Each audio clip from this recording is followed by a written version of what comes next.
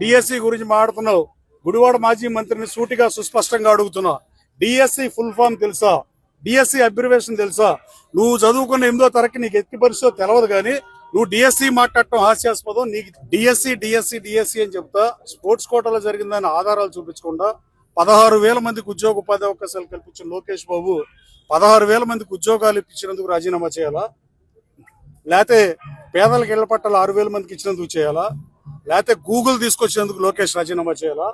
లేదంటే fortune 500 companies ప్రతినిధితో చర్చలు జరుపుతున్నందుకు లోకేష్ బాబు రాజీనామా చేయాలా?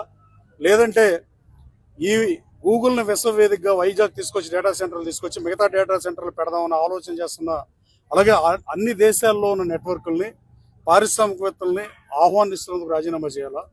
ఈ భారతదేశంలో 25 వచ్చిన పెట్టుబడుల్లో 26% పైబడి పెట్టుబడులు తీసుకొచ్చినందుకు రాజీనామా చేయాలా? దేనికి చేయాలో సుస్పష్టంగా వైసీపీ చెప్పాల్సిన అవసరం ఉంది. మీరు అసత్యాలని అర్ధసత్యాలు కూడా లేకుండా అర్ధసత్యాన్ని ప్రచారం చేయొచ్చేమో కానీ అసత్యాలని ప్రజలు నమ్మరు. మీరు మీరు మీరు ఓడిపోయి డిఎస్సి మీద ధర్నా చేస్తున్నారు. ఓడిపోయిన అభ్యర్థులు గెలిచిన 11 మంది ఇంక్లూడింగ్ మాజీ ముఖ్యమంత్రితో సహా అసెంబ్లీకి రారు. రేపు 17వ తారీఖు నుంచి అసెంబ్లీకి రండి, డిఎస్సి మీద చర్చిద్దాం. మీ దగ్గర ఏం ఆధారం లేదు, స్పీకర్కి ఇవ్వండి. అసలు మీరు ఎందుకు మాట్లాడతారో తెలియదు. ఈ రాష్ట్ర ప్రయోజనాల పట్ల మీకు నిజంగా విశ్వాసం ఉంటే మీ రాజకీయ పేట నడిపేది ఆంధ్రప్రదేశ్ రాష్ట్ర ప్రజల ప్రయోజనాల కోసమే అయితే తక్షణం మీరు అసెంబ్లీకి రావాల్సిందిగా కోరుతారు. ఈ మాజీ మంత్రులు కూడా డిఎస్సి మీద అసలు ఎందుకు మాట్లాడుతున్నారో తెలియకుండా మాట్లాడి ఆ 16,000 మందికి ఉద్యోగం ఇచ్చేపాటికి మళ్ళీ ఇంకో డిఎస్సి వదిలి ఇంకో 16,000 20,000 ఉద్యోగాలు ఇస్తే మన పరిస్థితి ఏంటో అనే కంగారు కనపడుతున్న పాలల్లో వాస్తవిక కోణం కనపట్లేదని నేను భావిస్తున్నాను. Thank you. లీగల్ నోటీసు నాకు రాలా, అసలు బహిరంగ క్షమాపణ చెప్పే ప్రసక్తే లేదు. అసలు నేను ఎప్పుడు తప్పు చేయలా, నేను దేనికి తల వంచలో, నేను చందాలు తీసుకుని పోటీ చేయలా, నేను అక్రమ మట్టి దోకాలు చేయలా, నేను కొట్టుకొచ్చిన డబ్బులతో పోటీ చేయలా.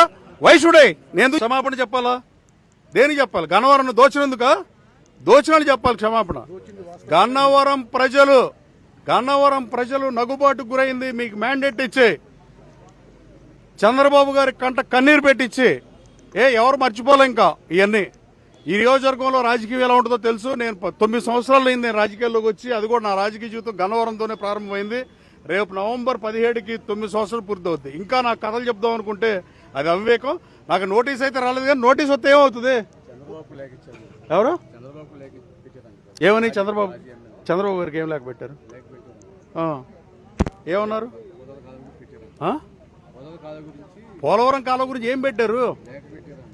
ఎల్లినో ప్రాబ్లం తో వచ్చిన సమస్య ఏమి లేదండి. అది ఏం పెట్టాడు పోలవరం గతంలో మీ దయ్యాలో నేను బాగా చేశానండి, చేయండి అన్నాడు. అది లేక అది ఇచ్చి నోటీస్ ఏం పీకుతాడు? అది చేసింది అవినీతి. పోలవరం మోటార్లు ఎవరు ఇచ్చారో మీకు తెలియదా? మీరు కళ్ళు మూసుకుపోయి చూస్తున్నారా సోదరులారా? మీడియా సాక్షిగా అడుగుతున్నా. ప్రసాదం బోర్డు ఆఫీసులో దాదాపు 22 మంది ఎమ్మెల్యేలు వచ్చి, చిత్తూరు ఎమ్మెల్యేలు, శ్రీకాకుళం జిల్లా ఎమ్మెల్యేలు, కృష్ణా జిల్లా ఎమ్మెల్యేలు, గుంటూరు జిల్లా ఎమ్మెల్యేలు వచ్చి ఇచ్చిన వీడియో మీకు కావాలా? మీ దగ్గర ఉందా? ప్రసాదం బోర్డు వీడియో ఉంది కదా, దాని అర్థం మోటార్లు ఎవరే? ఎవరన్నా దానం ఇచ్చిన దాన్ని తీసుకెళ్లినందుకు ఎవరన్నా కేసేస్తే శిక్ష కోర్టులో జడ్జిలకు కూడా తెలియని పరిస్థితి. వాళ్ళు దానం ఇచ్చారని తీసుకెళ్లిపోవటం ఏంటి? అసలు ఏం కేసులు కట్టాలో, ఎట్లాంటి శిక్ష కట్టాలో కూడా తెలియని పరిస్థితి. కట్టల మీద 1976 నుంచి నివాసం ఉంటున్న ఈ రోడ్డు 50 సంవత్సరాల తర్వాత 31 లక్షల రూపాయలు కేటాయించి రోడ్డు వేయడం జరిగింది. కట్టల మీద ప్రత్యేక దృష్టి పెట్టి పటేల్ నగర్లో 2.5 కోట్లు కానీ అన్నిటికీ అనుమతులు ఇచ్చాం. అలాగే రాబోయే కాలంలో ఇక్కడ ఒకే ఒక అడ్వాంటేజ్ అంటే డ్రైనేజ్తో పని లేదు కాబట్టి వాటర్ కాలువలోకి వెళ్ళిపోతాయి కాబట్టి అన్ని రోడ్లు శాంక్షన్ చేసాం. అంతకుముందు ఇక్కడ దీని పక్క రోడ్డు శాంక్షన్ చేసిన రైల్వే డిపార్ట్మెంట్ ఒప్పుకోకపోవడం వల్ల ఆ నిధుల్ని మళ్ళీ వేరే రోడ్డుకి ఇచ్చిన పరిస్థితి. ఇప్పటికీ ప్రసాదంపాడు గ్రామంలో 3,73 లక్షల రూపాయలతో సిమెంట్ రోడ్ల నిర్మాణం కానీ, ప్రసాదంపాడు కానూరు కనెక్టింగ్ రోడ్డు 2,80 లక్షలు, అది 2,52 లక్షలతో కానీ అభివృద్ధి చేయడం జరిగింది. రాబోయే కాలంలో రామవరపాడు గ్రామంలో కూడా ఎంత దారుణమైన పరిస్థితులు అంటే, ఈ విజయవాడ రూరల్ మండలం పేరు మీద 9 గ్రామాలు వెనకబాటుతనానికి కారణం.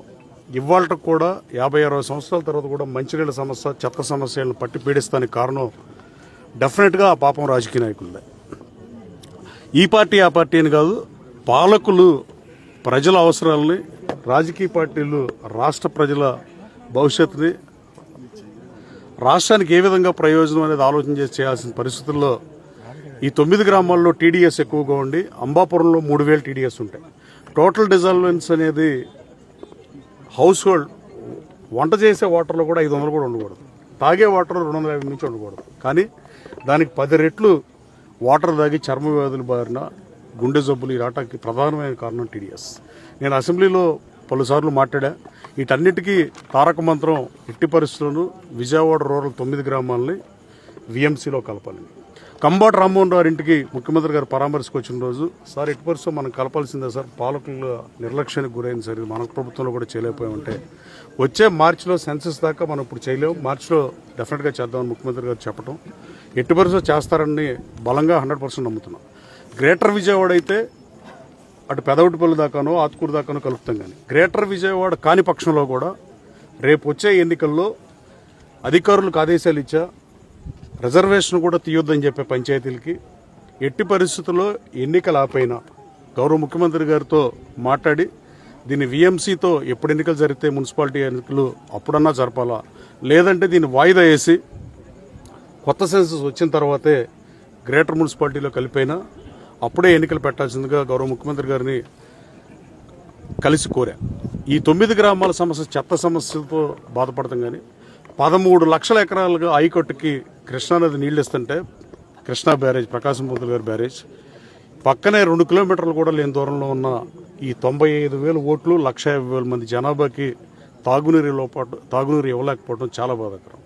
తెలుగుగంగ నీళ్ళు ఇచ్చాం, ఎక్కడో చెన్నైకి నీళ్ళు ఇచ్చి ఇక్కడ మాత్రం ఇవ్వకపోవడానికి గత పరిపాలకులు, గత పార్లమెంటు సభ్యులు, గత శాసనసభ్యులు ఓవర్లుకే కారణమని నేను బలంగా నమ్ముతున్నాను. నేను ఎట్టి పరిస్థితుల్లో నేను చెప్పిన సూపర్ 6లో ఇది లేదు. కానీ ఆ సూపర్ 6లో ఎనికేపాడు రామవరపాడు దగ్గర వంతెనలు వేస్తానని చెప్పా. అలాగే పోలవరం కెనాల్ని ఏలూరు కెనాల్ని లింకప్ చేస్తానని చెప్పా. వైసీపీ అలాగా దిగజారుడు రాజకీయాలు మాట్లాడతాకో దిగజారుడు భాష మాట్లాడతాకో నేను లేను.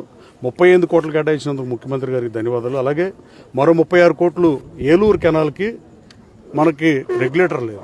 ఆ కేవలం 5,000 క్యూసెక్ల వాటర్కే ఉంది మనకి. కానీ దీన్ని పెంచాల్సిన పాలకులు పెంచకుండా గాలి కుదిలేస్తే 80,000 ఎకరాల ఆయకట్టు స్థిరీకరణ కావాలంటే 25,000 క్యూసెక్ల వాటర్ ఉంటేనే సాధ్యం.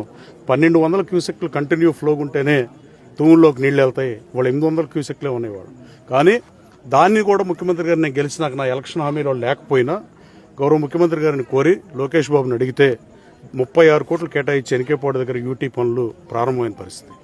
అలాగే ఆత్కూరు దగ్గర ఫ్లైఓవర్ కానీ ల్యాండ్ ఎక్విజిషన్ కానీ 20 కోట్ల 75 లక్షలు. ఆర్థికలు ఏమున్నా రాష్ట్ర ప్రభుత్వం ఆర్థికంగా సతమతం అవుతున్నా గడిచిన మాసంలో జూన్ 15 నుంచి జూలై 15 లోపు ఈ నియోజకవర్గానికి 100 కోట్ల రూపాయల అభివృద్ధి పనులు కేటాయించినందుకు, నేను చెప్పేది రోడ్లు కాదు, ఓన్లీ ఆరుగాలం కష్టపడి రైతు సోదరుల అవసరాలు తీర్చడం కోసం ఏదైతే నా సూపర్ 6 హామీలు ఉన్నాయో అవి కేటాయించినందుకు ముఖ్యమంత్రి గారికి ధన్యవాదాలు తెలియజేస్తూ, గన్నవరంలో అన్న క్యాంటీన్ త్వరలో ఓపెన్ చేయబోతున్నాం.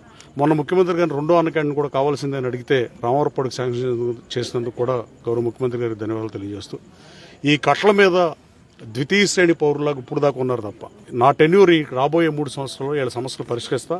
ఇవి కూడా నా ఎన్నికల హామీలో లేకపోయినా వీటిని పరిష్కరించే బాధ్యత తీసుకోవాల్సిన అవసరం ఉందని భావించి చేసే పరిస్థితి. అలాగే ఒక వంతెనకి ముఖ్యమంత్రి గారు సానుకూలంగా ఒక వంతెన ఇస్తేప్పుడు 2వ వంతెన ఇంకో సంవత్సరాలు చూద్దామన్నారు. అలాగే రామవరపాడు వంతెనకి కూడా 4 అడుగుల వంతెన మీద దాదాపు 20,000 మంది రాకపోకలు చేసే పరిస్థితి.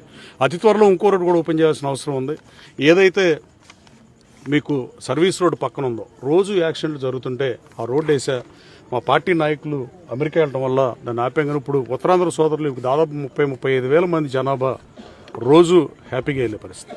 అలాగే నేషనల్ హైవే పీడీ విద్యాసాగర్తో కూడా మాడతా ఆ బొమ్మలూరు దగ్గర ఎట్టి పరిస్థితుల్లోనూ మీరు సమాజ హితానికి పనిచేసి రాయాల్సిందిగా మీడియాను కోరుతూ, ఇక్కడ చెత్త ఉంది, ఇక్కడ అది ఉంది, ఇక్కడ అది ఉండటం వల్ల లాభం డెఫినెట్గా ఉంటుంది. కానీ దాన్ని సివియారిటీ ప్రియారిటీలు చూడాల్సిన అవసరం ఉంది.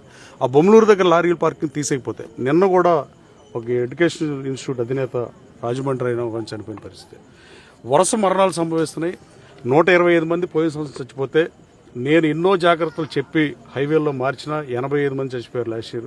ట్రామా సెంటర్ పెట్టమని మన సత్యకుమార్ యాదవ్ గారిని అడిగా. డయాలసిస్ సెంటర్ కూడా సిహెచ్సి సెంటర్లో పెట్టమన్నా. 5 కోట్ల రూపాయలు సిఎస్ఆర్ ఫండ్స్ ఇచ్చి సిహెచ్సి సెంటర్ని అభివృద్ధి చేస్తున్నా. ఇక్కడ బ్లడ్ టెస్టులు చేస్తున్నారా? బ్లడ్ టెస్టులు చేస్తున్నారా? వచ్చి ఇంటికి వచ్చి చేయట్లేదా? చేయట్లేదు. పిహెచ్సి సెంటర్ సిహెచ్సి గన్నవరం చెప్పి ఈ కట్ల మీద కూడా దాదాపు 27,000 మందికి ఆ 3 మండలాల్లో బ్లడ్ టెస్టులు చేసాం. పిహెచ్సి సెంటర్లో, సిహెచ్సిలో 30,000 పైన, 65,000 మంది పైన, 68,000 సుమారుగా సబ్జెక్టు కరెక్షన్ ఇంటికి వెళ్ళి బ్లడ్ టెస్టులు చేసే పరిస్థితి. రాబోయే కాలంలో గన్నవరం నియోజక అభివృద్ధి ఏజెండాగా పనిచేస్తా. 6 కాలం కష్టపడి రైతు సోదరుల కోసం నేను పనిచేస్తుంటే రేపొద్దున 35 కోట్ల నీళ్లు ముక్కేటంటే ఇటు తిప్పిటి చూపించినట్టుగా పట్టిసీమ వాటర్ విజయవాడ బ్యారేజీకి వచ్చి బ్యారేజీ నుంచి ఏలూరు కెనాల్ ద్వారా బ్యాక్ వస్తే 100-120 కిలోమీటర్లు అదే వాటర్ ఇట్లా ప్రవహిస్తున్న దానికి లింకప్ చేయడం చేతకాలేదు. కానీ యనమల రామకృష్ణ గారు 15,60,00,000 శాంక్షన్ చేసినా అది చేతకాలేదు. కానీ ఊరినే రాజకీయ విమర్శలు చేయడం ఎంతవరకు సభ్యులు ఆలోచన చేయాల్సిన అవసరం ఉంది. తెలుగుదేశం పార్టీ పొత్తులు తేలిందని చెప్పి పనికిమాలను వాగే వాళ్ళకి హిస్టరీ చదవాల్సిందిగా కోరుతున్నాం. తెలుగుదేశం పార్టీ ఎన్టీఆర్ స్థాపించినప్పటి నుంచి 1982లో స్థాపించినప్పుడు 83 ఎన్నికలకు వెళ్ళినప్పుడు సంజయ్ వికాస్ మంచితో ఎన్నికలకు వెళ్ళాడు. 85లో బీజేపీతో అన్ని మిత్రపక్షాలతో కలిసి ముఖ్యమంత్రిగా ఎన్నికలకు వెళ్ళాడు. 89లో ముఖ్యమంత్రిగా మళ్ళీ పొత్తులోనే ఎన్నికలకు వెళ్ళారు. 94లో ప్రతిపక్ష పార్టీగా ఉన్నప్పుడు పొత్తులోనే ఎన్నికలకు వెళ్ళారు. 99, 2004 ఏ ఎన్నికలైనా 2019 ఎన్నికలు తప్ప ఏ ఎన్నికల్లో అయినా తెలుగుదేశం పార్టీ పొత్తుతోనే వెళ్ళింది. పొత్తుల వల్ల డెఫినెట్గా యాంటీ ఇన్కంబియన్స్ ఓట్లు పోతాయని ప్రభుత్వం లేనప్పుడే కాదు, అధికారంలో ఉన్నప్పుడు ఎన్టీఆర్ 85లో, 89లో, చంద్రబాబు నాయుడు గారు అధికారంలో ఉన్నప్పుడు 99లో కూడా పొత్తులతో వెళ్ళాడు. అది ప్రజాహితం కోసం, ప్రజల హితం కోసం పనిచేసి మేము కలిసి పనిచేస్తున్నాం. మా కూటమిని విచ్ఛిన్నం చేయడం వైఎస్ఆర్ కాంగ్రెస్ పార్టీ తరం కాదు. వాళ్ళు ఎన్ని ఆలోచనలు చేసినా we are united. BJP, Janasena, Telugu Desam కలిసే మళ్ళీ ఎన్నికలకు వెళ్తాయి. Thank you.